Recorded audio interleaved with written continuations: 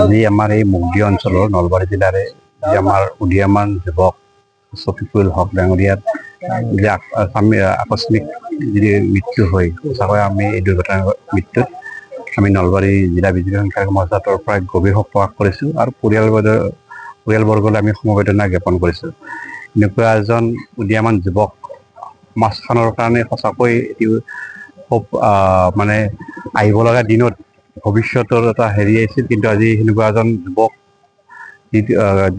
মানে মৃত্যুত অকাল মৃত্যুত দুৰ্ঘটনাত হয়, তাৰ কাৰণে সঁচাকৈ দুৰ্ঘটনাত খুব প্ৰকাশ কৰিছোঁ। আৰু বাকী আমি জিলা সংখ্যালঘু মৰ্চাৰ পৰাই পৰিয়ালবৰ্গলৈ সমবেদনা জনাইছোঁ। কিছুমান বস্তুৱে আমাৰ অন্তৰত যথেষ্ট আঘাত দিয়ে। চামিউল হক এজন যথেষ্ট তীক্ষ্ণ মেধাসম্পন্ন নলবাৰী পলিটেকনিকৰ ছাত্ৰ আছিলে। গতিকে তেখেতৰ লগত যি দুৰ্ঘটনা কেইদিনমান আগতে এখন বলেৰ' বাহনৰ দ্বাৰা সংঘটিত হৈছিল, তাৰ ফলত যোৱাকালি ৰাতি তেখেতে এপ'ল' হস্পিটেলত মৃত্যুবৰণ কৰে। আমি যোৱাকালি ৰাতি এপ'ল' হস্পিটেলতো গৈ উপস্থিত হৈছিলোঁ। এটা অতি হৃদয় বিদাৰক এটা যন্ত্ৰণাময় এটা অনুভূতি।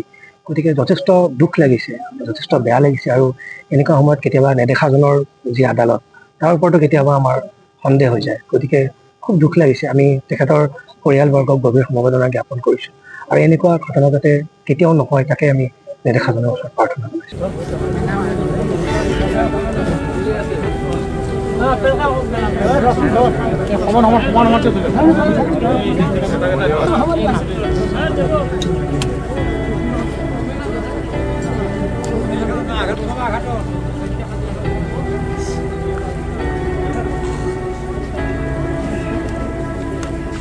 চেন্ট্ৰেলটো থৈ যাব